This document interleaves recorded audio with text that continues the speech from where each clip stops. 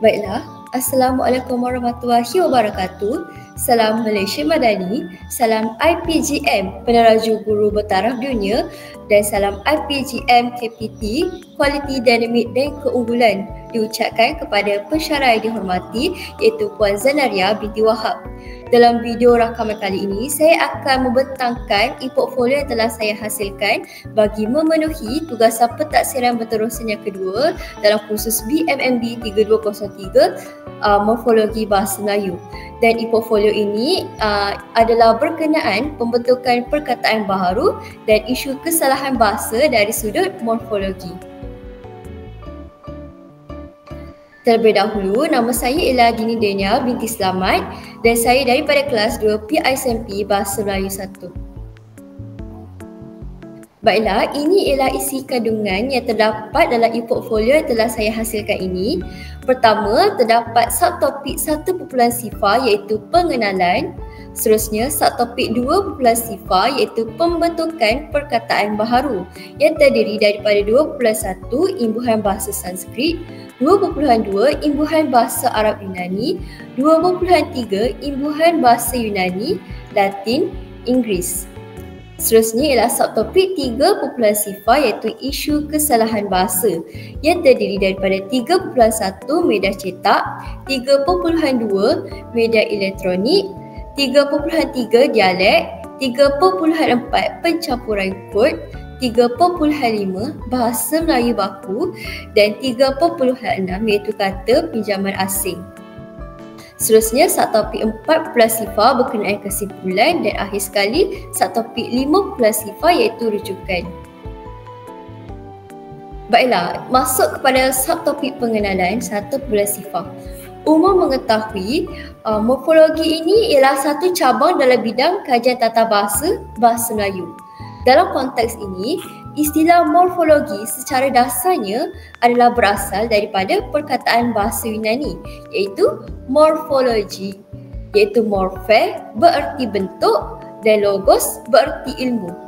Oleh hal yang demikian, istilah morfologi ini dapatlah difahamkan sebagai ilmu tentang pembentukan sesuatu perkataan.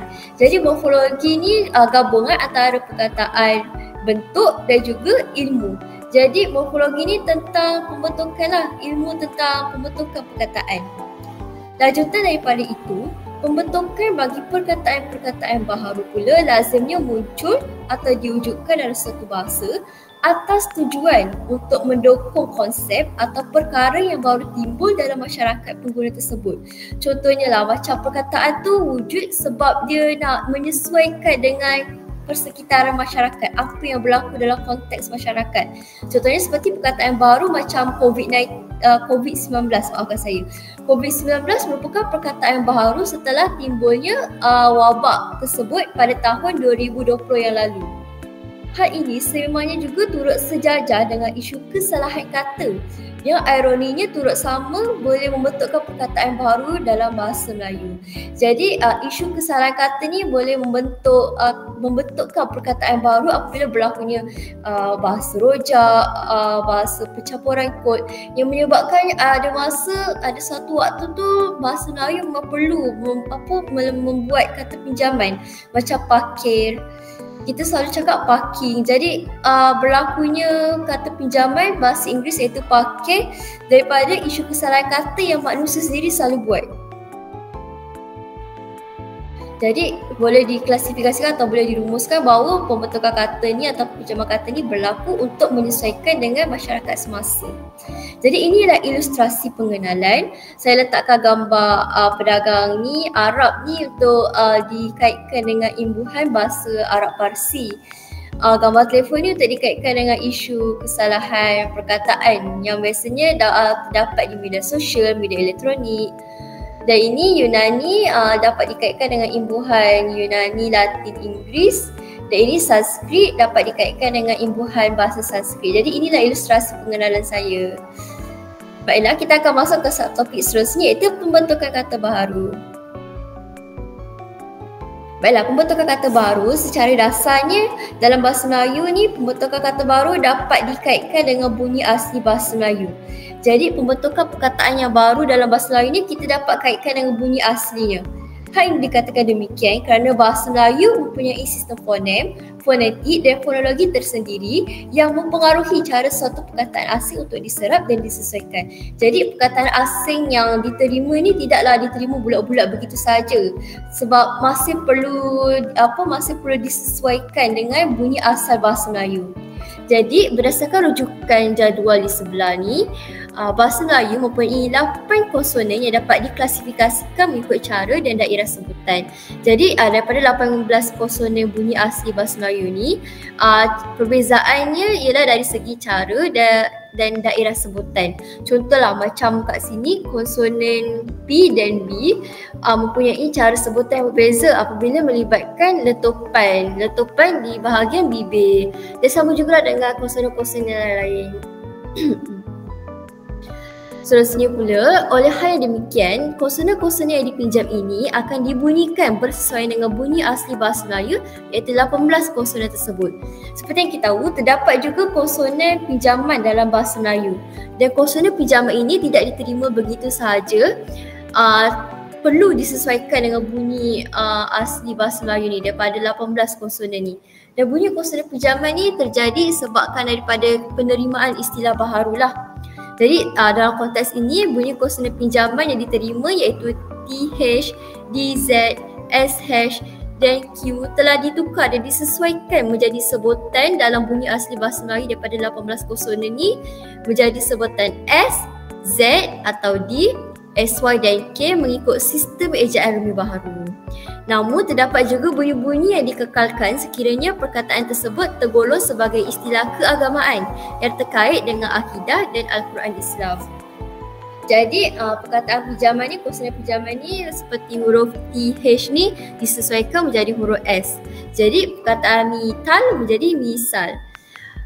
Dia disesuaikan mengikut ejaan rumi baharu lah, sebab nak disesuaikan dengan bunyi asli bahasa Melayu, nak disesuaikan dengan secara masyarakat Melayu sebut. Jadi tak semua masyarakat Melayu boleh sebut konsonan pinjaman tu. Jadi sebab itulah disesuaikan dengan bunyi asli bahasa Melayu ni, 18 konsonan ni. Tapi pada masa yang sama terdapat juga beberapa syarat yang menyebabkan bunyi tu tidak dapat ditukar. Antaranya kerana perkataan itu ialah istilah keagamaan yang terkait dengan akidah dan Al-Quran Islam. Seperti kita tahu, agama ni pun benda yang kita tak boleh tukar sebab takut jadi makna lain. Jadi kalau pasal tentang berkenaan agama ni memang tak akan ditukar lah memang tak akan ditukar dan tak akan disesuaikan lah dengan bunyi asli bahasa Melayu ni. Seterusnya ialah pembentukan perkataan baharu seterusnya berkenaan dengan vokal. Kalau tadi kita dah bincangkan pasal konsonan, ini ialah vokal. Vokal asli bahasa Melayu ni ada 6 lah. I, I pepet, I taling, A, U dengan O dan diftong ni juga dapat dikaitkan dengan vokal asli bahasa Melayu lah. Sebab diftong ni merupakan gandingan daripada huruf vokal. Baiklah, tidak dapat dinafikan bahawa peredaran masa telah membawa perubahan dan perkembangan yang signifikan pada bahasa seiring dengan perkembangan dan perubahan dalam masyarakat, budaya, teknologi dan ilmu pengetahuan. Sebagai contoh yang saya dapat kaitkan, macam masyarakat ni mula-mula tak ada agama Islam, tapi disebabkan perkembangan dan perubahan sejajar berlaku dengan peredaran masa, masyarakat mula menerima agama Islam, menyebabkan berlakunya perubahan dan perkembangan terhadap bahasa. Kita mula menerima imbuhan-imbuhan daripada bahasa Arab Parsi sebabnya kita dah terima agama Islam. Jadi kita dah banyak terima perkataan-perkataan baharu yang tak wujud pun dalam bahasa Melayu sebelum tu. Jadi kat sini imbuhan pinjaman terdiri daripada 3, iaitu imbuhan bahasa Sanskrit, imbuhan bahasa Arab Parsi, imbuhan bahasa Yunani, Latin, Inggeris. Jadi yang pertama, kita akan bincangkan berkenaan imbuhan bahasa Sanskrit. Dalam konteks ini, pengaruh bahasa Sanskrit ke dalam pembentukan kata baharu untuk bahasa Melayu adalah melalui proses peminjaman kata dan penambahan imbuhan. Jadi bahasa Sanskrit ni diserap masuk dalam bahasa Melayu ni sama ada melalui 2 cara je lah. Sama ada peminjaman kata ataupun dia tambah imbuhan dalam bahasa yang sedia ada atau perkataan yang sedia ada. Secara generalisasinya, imbuhan-imbuhan tersebut akan memberikan makna tertentu kepada kata dasar. Jadi imbuhan Sanskrit ni terdiri daripada 2 lah, iaitu imbuhan awalan dan juga imbuhan akhiran. Nota tambahan bagi imbuhan bahasa Sanskrit ni, pengaruh bahasa Sanskrit ke atas bahasa Melayu berlaku sejak bahasa Melayu kuno lagi. Dan bahasa Melayu kuno ni ialah pada abad ke-7 hingga abad ke-13. Dan pengaruh ni berlaku apabila dibawa oleh pedagang India. Jadi pedagang India ni masuk ke dalam negara ke kawasan kita untuk melakukan urusan-urusan perdagangan. Daripada masa yang sama turut membawa masuk perkataan ataupun pengaruh bahasa dalam kita punya bahasa. Baiklah, kita akan lebih terperinci akan lebih menyelami berkenaan dengan imbuhan bahasa Sanskrit ini bagi imbuhan awalan terlebih dahulu. Jadi saya akan membentangkan berkenaan imbuhan awalan beserta maksudnya, beserta kata dasar, perkataan yang terbentuk dan juga contoh penggunaan. Jadi yang pertama iaitu imbuhan awalan maha. Imbuhan awalan maha ni bermaksud teramat, sangat dan hebat. Dan jadi apabila digabungkan dengan kata dasar guru akan membentuk perkataan maha guru. Dan maha guru ni bermaksud guru yang hebat, sangat guru dan amat sangat guru. Amat guru lah. Guru yang sangat hebat lah. Memang menunjukkan kepribadian guru lah.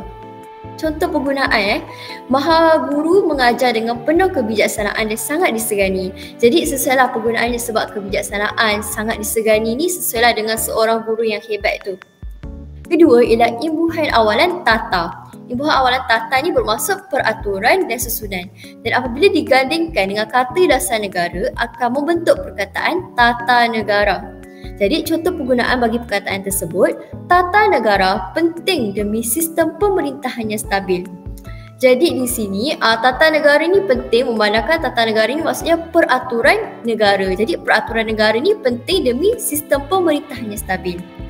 Imbuhan awalan yang seterusnya ialah imbuhan awalan pra. Dan apabila digandingkan dengan kata dasar sekolah akan membentuk perkataan prasekolah.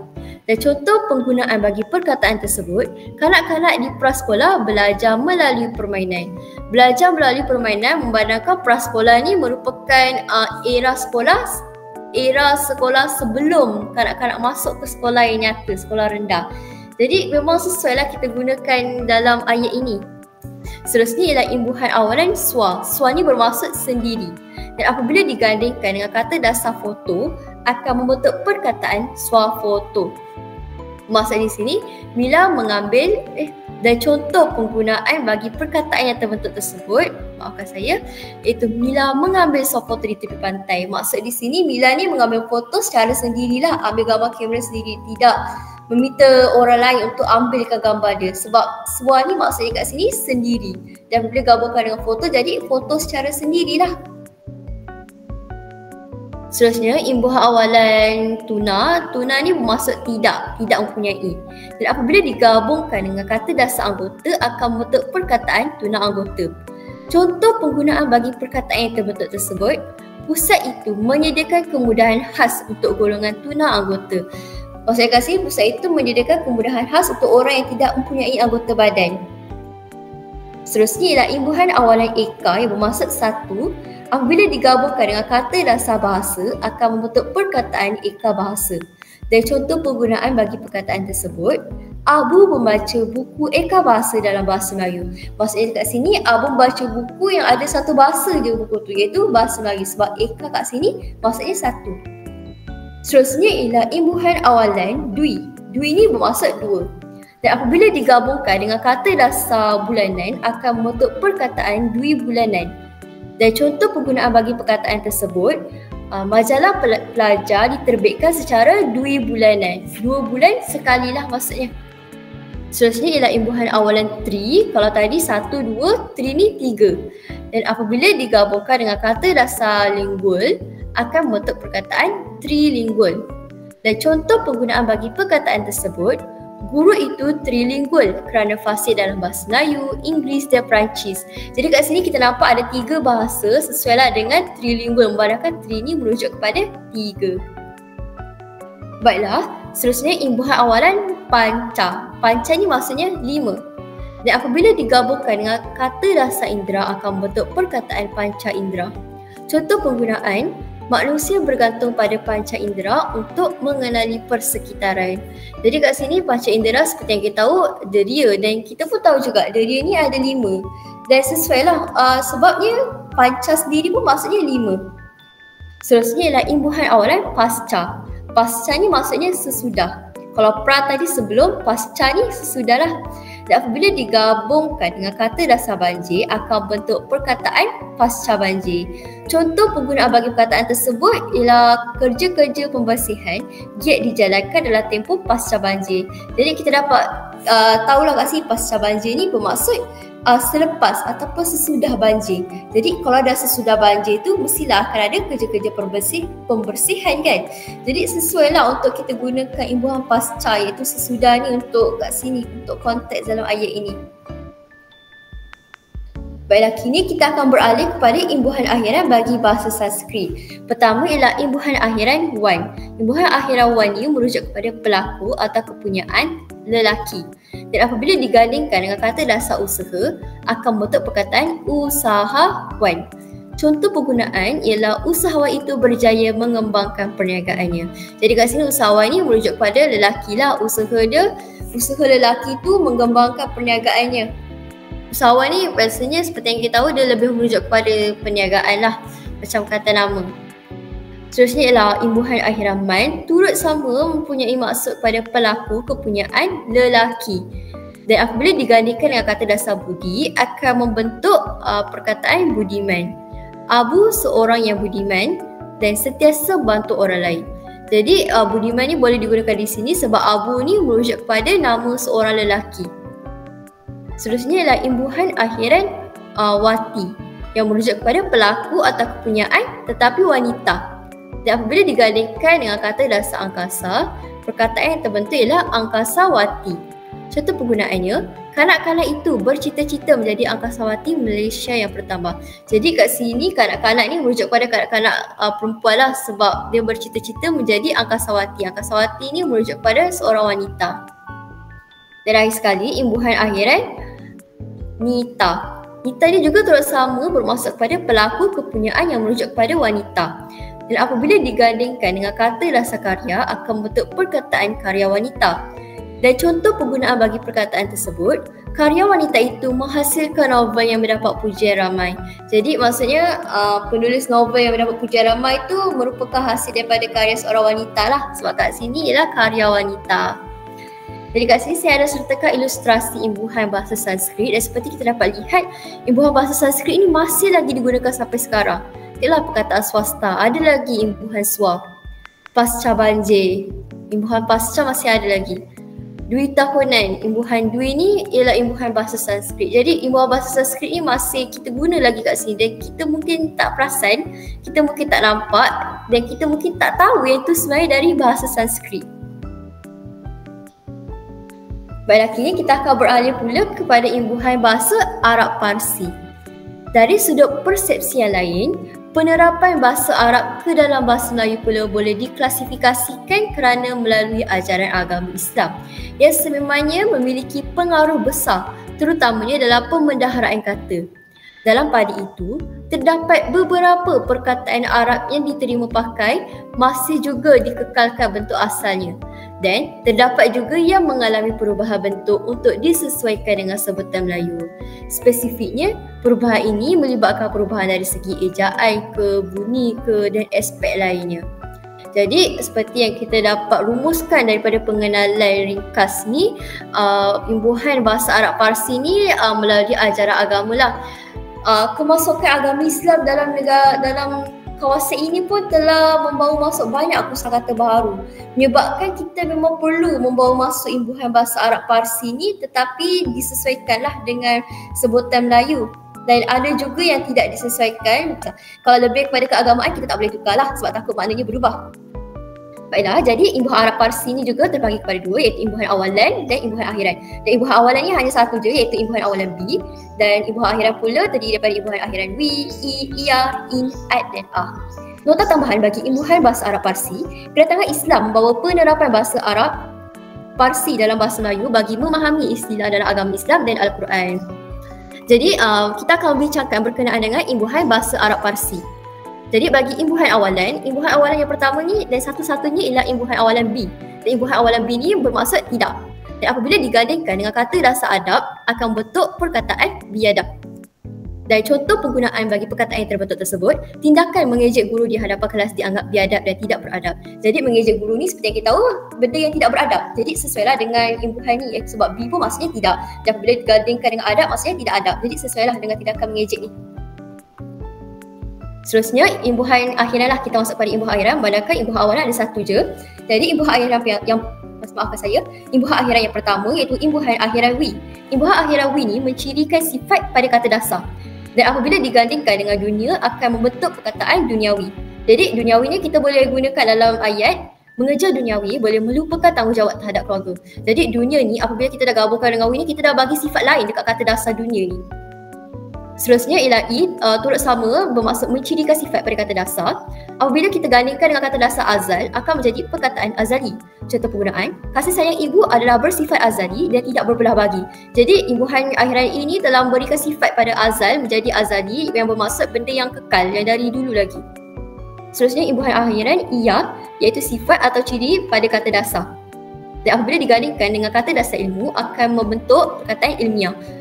Ilmiah ni berlakunya sedikit perubahan pada ejaan sebab berlakunya asimilasi lah untuk kita sesuaikan.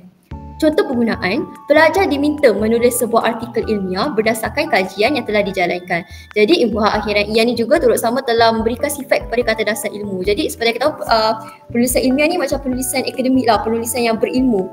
Jadi kalau ilmu je macam sesuatu yang sangat umum. Jadi kita dah tambah akhiran, ilmiah ni kita tahulah benda yang berilmu lah macam tu. Seterusnya imbuhan akhiran in iaitu merujuk kepada lelaki. Contohnya muslimin apabila digandingkan dengan kata dasar muslim. Contoh penggunaan, para muslimin diwajibkan untuk menunaikan solat Jumaat di masjid. Jadi para muslimin ni merujuk pada lelaki lah sebab lelaki je yang solat Jumaat di masjid pada setiap minggu. Seterusnya lah imbuhan akhiran ad merujuk pada perempuan pula. Dan apabila digabungkan dengan muslim akan bentuk perkataan muslimat. Contoh penggunaan, para muslimat digalakkan untuk menghadiri majlis ilmu bagi menambah pengetahuan agama. Jadi muslimat di sini kita merujuk pada kaum perempuan lah. Dan pula merujuk pada perempuan juga. Dan apabila digandingkan dengan kata dasar ustaz akan menjadi ustazah. Contoh penggunaan, Ustazah Aisyah mengajar mata pelajaran pendidikan Islam dengan penuh dedikasi. Jadi inilah ilustrasi bahasa Arab Parsi dan bahasa Arab Parsi ni juga kita masih gunakan sampai kini. Dan biasanya bahasa Arab Parsi ni lebih cenderung dalam sifat-sifat keagamaan lah. Contohnya macam dalam ceramah-ceramah berbentuk infografik ni ada perkataan duniawi, ukhrawi yang menggunakan imbuhan akhiran wi. Seterusnya ruang solat muslimi, ruang solat muslimat dan juga ada juga biadab. Jadi kita boleh nampak lah imbuhan bahasa Arab Parsi kita masih guna lagi sampai sekarang tapi lebih kepada aspek-aspek keagamaan. Seterusnya ialah imbuhan bahasa Yunani, Latin, Inggeris. Akhir sekali, merupakan pengaruh bahasa Inggeris melalui penyerapan imbuhan Yunani, Latin, Inggeris. Dalam hal ini, penyerapan ini berlaku adalah berpunca daripada pihak pemerintah Inggeris yang mengutamakan penggunaan bahasa Inggeris. Oleh hal yang demikian, bahasa Melayu mengalami banyak peminjaman perkataan maupun istilah daripada bahasa Inggeris, terutama sekali dalam bidang distorsi pendidikan. Jadi kat sini sebabkan kita punya kawasan pernah dijajah oleh pihak Inggeris lagi cenderung kita untuk menggunakan bahasa Inggeris. Dan mereka juga memerintah kawasan kita pun dengan menggunakan bahasa Inggeris. Jadi secara tidak langsung berlakunya lah penyerapan dalam bahasa Melayu. Imbuhan Yunani, Latin, Inggeris terdiri daripada dua iaitu awal dan akhiran. Yunani ni dia sama macam Inggeris cuma dia lagi lama. Latin ni dia kedua lama dan Inggeris ni yang terkini lah. Itu info tambahan lah. Jadi imbuhan berbalik semula, imbuhan Yunani, Latin, Inggeris ni ada dua juga iaitu awalan dan akhiran. Ada banyak tapi saya mampu senaraikan 10 saja. Dan akhiran memang ini je lah, ada 5 je lah. Jadi nota tambahan bagi imbuhan bahasa Yunani, Latin, Inggeris ni, pengaruh bahasa Inggeris dalam bahasa Melayu adalah bermula pada abad ke-18 apabila pihak Inggeris bertapak di Pulau Pinang pada tahun 1786. Jadi kita akan lebih menyelami lah imbuhan bahasa Yunani, Latin, Inggeris ni tapi dari aspek imbuhan awal terlebih dahulu. Imbuhan awal yang pertama iaitu pro. Pro ni bermaksud menyebelahi ataupun memihak. Maksud kita memihak lah. Apabila kita digandingkan dengan kata dasar aktif akan membentuk perkataan proaktif. Contoh penggunaan bagi perkataan yang terbentuk tersebut. Pelajar harus bersikap proaktif dalam mencari ilmu. Proaktif ni kat sini maksud kita mesti menyebelahi benda aktif. Kalau mungkin contoh lain yang kita biasa dengar pro barat, maksudnya menyebelahi ataupun memihak pihak barat. Seterusnya yang kedua iaitu imbuhan awalan anti. Kalau tadi menyebelahi memihak, ini menentang, membangkang. Apabila digandingkan dengan kata dasar dadah akan membentuk perkataan anti dadah. Contoh penggunaan, kerajaan giat menjalankan kempen anti dadah. Kempen untuk menentang dadah. Seterusnya iaitu imbuhan awalan poli. Poli kat sini bermaksud banyak. Apabila digandingkan dengan kata dasar klinik akan membentuk perkataan poliklinik. Contoh penggunaan, ibu membawa adik yang mengadu sakit tekak ke poliklinik. Jadi klinik yang banyaklah poliklinik. Seterusnya iaitu imbuhan awalan auto. Auto di sini bermaksud dapat bekerja dengan sendiri. Kata dasar apabila digandingkan dengan kata dasar nomi akan menjadi autonomi. Dan contoh penggunaan bagi perkataan tersebut, negara itu diberi autonomi untuk mentadbir urusan dalaman. Jadi dapat bekerja sendiri. Negara itu dapat bekerja dengan sendiri, dapat bekerja dengan bebas. Kalau mungkin contoh lain yang kita biasa dengar mungkin automatik. Pun seperti yang kita tahu, benda yang bergerak sendiri, benda yang dapat bekerja dengan sendiri. Jadi inilah maksud imbuhan awalan auto ni, iaitu imbuhan daripada bahasa Yunani Latin Inggeris. Imbuhan awalan seterusnya iaitu imbuhan awalan sub. Sub ni bermaksud sebahagian. Dan bila digandingkan dengan kata dasar topik akan bentuk perkataan subtopik. Contoh penggunaan, setiap pelajar diminta untuk membentangkan subtopik modul ini. Jadi kat sini subtopik ni seperti kita tahu macam ada topik, tapi dalam topik tu masih ada lagi cabang-cabang. Jadi itu boleh dipanggil sebagai subtopik 1.1, 1+1, 1+2, iaitu sebahagian daripada topik tersebut yang telah dicabang-cabangkan. Seterusnya imbuhan awalan infra. Infra ni maksudnya di bawah. Apabila kita gandingkan dengan kata dasar bunyi akan bentuk perkataan infrabunyi. Contoh penggunaan, gajah menggunakan infrabunyi untuk berkomunikasi dengan kawanan mereka dalam jarak jauh. Jadi kat sini gajah ni menggunakan infrabunyi, bunyi di bawah, mungkin di tanah untuk berkomunikasi dengan kawanan mereka. Seterusnya ialah imbuhan awalan inter. Inter ni maksudnya ialah antara dan merupakan imbuhan Latin. Apabila digandingkan dengan kata dasar disiplin akan membentuk perkataan interdisiplin. Contoh penggunaan, universiti itu menawarkan program interdisiplin yang menggabungkan dua bidang. Maksudnya antaralah, menggabungkan dua bidang, antara dua bidang. Masih lagi di imbuhan awalan seterusnya iaitu imbuhan awalan kilo. Kilo kat sini bermaksud 1000. Dan bila digandingkan dengan kilometer apabila digandingkan dengan kata dasar meter akan membentuk perkataan kilometer. Contoh penggunaan, kami terpaksa berjalan sejauh 5 km untuk sampai ke destinasi yang dituju. Seterusnya ialah penta. Penta ni maksudnya 5. Apabila digandingkan dengan kata dasar gon ni bila saya cari maksud gon ni ialah benda yang bersudut. Jadi apabila gon ni, benda bersudut ni digabungkan dengan imbuhan awalan penta 5 ni akan bentuk perkataan pentagon. Contoh penggunaan, kanak-kanak itu melukis bentuk pentagon dengan menggunakan pembaris. Seperti kita tahu pentagon pun ada 5 bucu.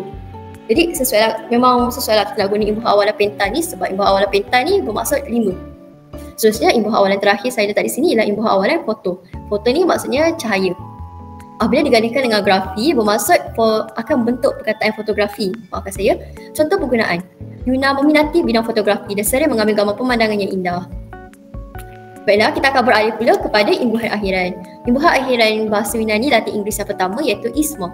Isma bermaksud fahaman, pegangan.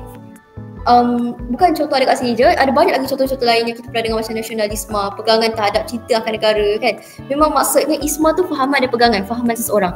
Tapi kalau contoh yang saya letak di sini iaitu digandingkan dengan kata dasar komunis dan membentuk perkataan komunisme. Maksud fahaman terhadap gerakan komunis lah.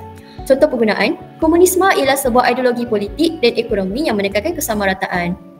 Seterusnya ialah imbuhan akhiran id yang maksud sifat sesuatu. Dan apabila digabungkan dengan sains menjadi saintifik. Contoh penggunaan, para penyelidik menjalankan eksperimen berdasarkan kaedah saintifik. Sains ni macam kata nama biasa tapi apabila kita letak id ni dia macam meletakkan sifat lah dekat kata nama sains ni. Seterusnya maafkan saya, imbuhan akhiran seterusnya ialah imbuhan akhiran C. C ni juga turut sama membawa maksud kepada sesuatu keadaan. Dan bila digandingkan dengan kata dasar poten akan bentuk perkataan potensi. Contoh penggunaan, setiap pelajar mempunyai potensi untuk berjaya jika mereka berusaha dengan gigih. Seterusnya ialah imbuhan akhiran al, iaitu akan memberikan sifat pada kata dasar. Apabila digandingkan dengan kata dasar teknik akan bentuk perkataan teknikal. Contoh penggunaan, jurutera itu sedang menyelesaikan masalah teknikal pada mesin dikilang. Dan akhir sekali, is turut sama membawa maksud sifat pada kata dasar. Contohnya praktik. Apabila kita gandingkan dengan imbuhan akhiran is akan menjadi perkataan praktis. Contoh penggunaan, para atlet menjalani praktis intensif bagi mempersiapkan diri untuk pertandingan sukan yang akan datang. Jadi kalau kita biasa dengar praktik ni macam satu benda yang terlalu umum. Jadi kalau kita dah letak imbuhan is, teknik ni pun benda umum. Apabila kita dah letak al, imbuhan akhiran al ni, kita rasa macam benda tu jadi lebih khusus lah. Macam kita dapat rasa sifat. Macam bawa masuk benda lain, macam ada sifat lah daripada benda yang terlalu umum tu. Jadi inilah fungsi imbuhan akhiran ni apabila dikatakan maksudnya memberi sifat pada kata dasar. Memberi sifat pada kata yang asal tu. Jadi saya turut sertakan ilustrasi imbuhan bahasa Yunani, Latin dan Inggeris yang masih lagi digunakan sampai sekarang. Dalam buku pun ada subtopik yang suka diajar dan mengapa. Potensi pun masih ada. Potensi ni mungkin macam satu ilmu yang baru sebab saya pun sebelum ni tidak mengetahui potensi ni merupakan gandingan daripada kata dasar poten dan juga imbuhan bahasa Yunani, Latin, Inggeris, C. Jadi tugas saya ni memberikan satu ataupun kursus ni memberikan satu pengetahuan yang baru buat saya. Dan ini ialah poster anti dada yang masih lagi digunakan. Jadi imbuhan bahasa Yunani dan Latin Inggeris ni memang telah mempengaruhi bahasa Melayu sampailah sekarang. Pada kini kita masuk subtopik yang seterusnya iaitu isu kesalahan kata. Dari sudut morfologi lah. Tapi terlalu kecil ruangnya. Jadi pengenalan bagi subtopik ini, dasawarsa, kedudukan penggunaan bahasa Melayu di negara semakin membimbangkan terutama ketika mendepani abad ke-21 ini. Hal ini dikatakan demikian kerana terlalu banyak isu kesalahan yang dilakukan dalam kalangan pelajar, pekerja profesional dan pengguna media sosial ketika penggunaan bahasa tersebut iaitu bahasa Melayu. Antara contohnya termasuklah kesalahan dalam penggunaan kata pinjaman yang tidak tepat, kesalahan ejaan serta penyalahgunaan imbuhan menurut Nurul Ain dan Nik Nur Atira. Jadi inilah rangkuman yang terdapat dalam satu isu kesalahan kata ini yang kita akan bincangkan dari sudut media cetak, media elektronik, dialek, pencampuran kod bahasa Melayu baku dan kata pinjaman asing. Jadi mari kita menyelaminya bersama-sama. Baiklah, yang pertama iaitu media cetak. Jadi seperti yang kita tahu, media cetak ni benda yang orang baca, benda yang orang nampak, orang beli. Jadi kita mestilah menyebarkan penggunaan bahasa yang baik, indah, puitis dan betul supaya orang yang baca ni mereka tidak terpengaruh dengan bahasa yang salah dan bahasa yang sesat tu. Jadi contoh kesalahan kata yang terdapat dalam media cetak dan saya letakkan di sini ialah kesalahan penggunaan kata ganti nama diri. Jadi kat sini saya ada sertakan halaman novel, halaman media cetak yang mempunyai kesalahan kata ganti nama diri tersebut. Jadi antara isu bahasa di media cetak ialah isu kesalahan penggunaan kata ganti nama diri. Jadi berdasarkan gambar di sebelah, penggunaan kata ganti nama diri ia di sini ialah salah. Hal ini kerana ia ni digunakan khusus untuk manusia bagi menggantikan dia. Tapi dalam halaman novel ni, ia ni merujuk kepada pandangan benda yang abstrak. Tetapi ia ni sebenarnya ialah kata ganti nama, singkatan bagi kata ganti nama dia. Jadi kesalahannya, ia persepsi sepenuhnya. Dan ayat yang betul, pandangan kita terhadap diri sendiri ialah persepsi sepenuhnya. Seterusnya, kita akan bincangkan bagi isu media elektronik pula. Media elektronik merupakan alat atau saluran komunikasi yang menggunakan alat-alat elektronik moden yang berperanan melalui pelaksanaan ajedan media untuk menyebarluaskan penggunaan bahasa yang baik, indah dan tepat. Sebagai contoh bagi media elektronik ini ialah radio, televisyen dan telefon bimbit. Jadi kalau media cetak tadi orang beli, orang baca. Media elektronik ini lagi luas sebab dia dalam telefon di hujung jari. Semua orang nampak. Jadi memang satu peranan yang dominan lah. Media elektronik ini memang memainkan peranan yang sangat dominan lah untuk menggunakan bahasa yang betul supaya tidak memberikan ilmu yang salah, mengelirukan penggunanya. Jadi antara contoh kesalahan penggunaan yang saya biasa jumpa di media elektronik ni ialah kesalahan penggunaan singkatan kata atau biasa kita dengar ialah short form. Short form ni sebenarnya pun boleh memberikan satu pengaruh yang tak baik lah sebab takut generasi terlalu terpengaruh kemudian tak tahu ejaan yang sebenar bagi suatu perkataan tu. Jadi seperti saya tulis di sini, isu bahasa yang lazimnya berlaku di media elektronik ni ialah isu kesalahan penggunaan singkatan kata. Seperti contoh yang tertera pada gambar di sebelah, terdapat kesalahan penggunaan singkatan kata pada perkataan tidur. Sebenarnya banyak dia di sini tapi saya tekankan pada satu je lah, tidur, supaya lagi nampak lah. Jadi ayat yang salah, tidur lambat. Ayat yang betul ialah tidur lambat. Ni ialah perbualan di aplikasi WhatsApp dan saya rasa penggunaan short form ni memang sangat tak asing lah. Maksudnya semua orang pun buat. Tapi sebenarnya ini merupakan salah satu daripada isu kesalahan kata dalam morfologi. Seterusnya ialah dialek. Selain itu, dialek turut sama mencakupi dalam isu kesalahan kata. Secara spesifiknya, dialek merupakan bentuk bahasa yang menyimpang daripada bentuk bahasa standard maupun baku. Hal ini kerana dialek difahamkan hanya digunakan di kawasan-kawasan terpencil dengan tidak mempunyai bentuk dan tulisan yang khusus. Antara bahasa dialek yang terdapat di negara ini ialah Kedah, Kelantan, Sabah dan banyak lagi lah. Jadi yang saya sertakan kat sini ialah kesalahan yang berlaku dalam situasi pengajaran dan pembelajaran. Maksudnya kat sini kesalahan yang berlaku dalam perbualan harian kita lah, iaitu kesalahan penggunaan dialek Kelantan. Antara isu bahasa dialek yang kebiasaannya berlaku ialah isu kesalahan penggunaan dialek Kelantan dalam kalangan penduduk di negeri Kelantan. yang diserapkan dalam konteks harian, termasuklah ketika ingin mengajar. Hal ini kerana penduduk Kelantan terlalu terdedah dengan pertuturan dialek Kelantan dalam kehidupan seharian. Ayat yang salah, muka surat 5. Ayat yang betul, muka surat 5. Muka surat 5. Jadi kat sini lah ada pendidik-pendidik dari negeri Kelantan dah biasa dibesarkan dengan bahasa dialek Kelantan, pertuturan dialek Kelantan. Jadi bila nak mengajar dalam situasi formal pun akan terbawa-bawa dialek Kelantan tu. Jadi inilah mungkin antara punca berlakunya kesalahan penggunaan dialek ni. Tapi sebenarnya dialek ni terus sama boleh membawa isu dalam bahasa Melayu. Sebabnya boleh mendatangkan kekeliruan ataupun mungkin orang yang dah biasa menggunakan dialek Kelantan ni mungkin lama-lama boleh lupa atau boleh kurang memahiri bahasa Melayu standard yang sepatutnya lebih kita patut tahu.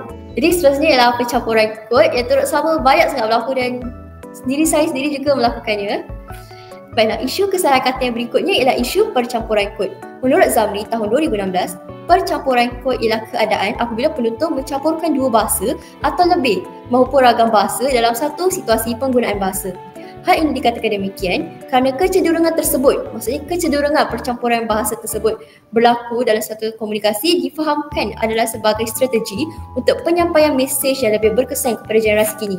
Jadi seperti yang kita tahu, generasi kini, artis-artis kini pun lebih cenderung ke arah bahasa Inggeris. Sebab bagi mereka bahasa Inggeris ni macam moden dan banyak institusi lebih mementingkan bahasa Inggeris. Jadi kecenderungan untuk berlakunya pencampuran kod ni supaya dapat menyampaikan mesej yang lebih berkesan. Generasi kini sejujurnya bagi saya, dari pandangan saya, mereka lagi memahiri bahasa Inggeris. Jadi kalau kita campurkan bahasa Melayu dengan bahasa Inggeris ni dapat menjadikan mesej yang nak disampaikan tu jadi lebih berkesan. Mereka dapat tangkap dengan lebih cepat. Jadi kesalahan penggunaan bahasa rojak yang saya jumpa ni ialah di kiriman media sosial lah. Isu kesalahan kata bagi pencampuran kod dapat dikaitkan dengan kesalahan penggunaan bahasa rojak seperti contoh gambar yang terdapat di sebelah. Tidak dapat dinafikan bahawa laman media sosial amat terdedah dengan kesalahan ini yang semanya boleh mempengaruhi dan mengelirukan generasi baharu. Jadi seperti kita tahu, pengaruh semasa pun memang dah menormalisasikan penggunaan pencampuran kod, penggunaan bahasa rojak ni. Jadi di sini ayat yang salah, nak cari furniture tapi lagi penat melayan si Arif. Ayat yang betul, Hafiz. Melayu si Afif, makasih. Yang betul, nak cari perabot. Furniture ni dalam bahasa Melayu perabot, tapi lagi penat melayan si Afif. Baiklah, seterusnya ialah dari isu bahasa Melayu baku. Di samping itu ialah isu kesalahan kata bagi bahasa Melayu baku.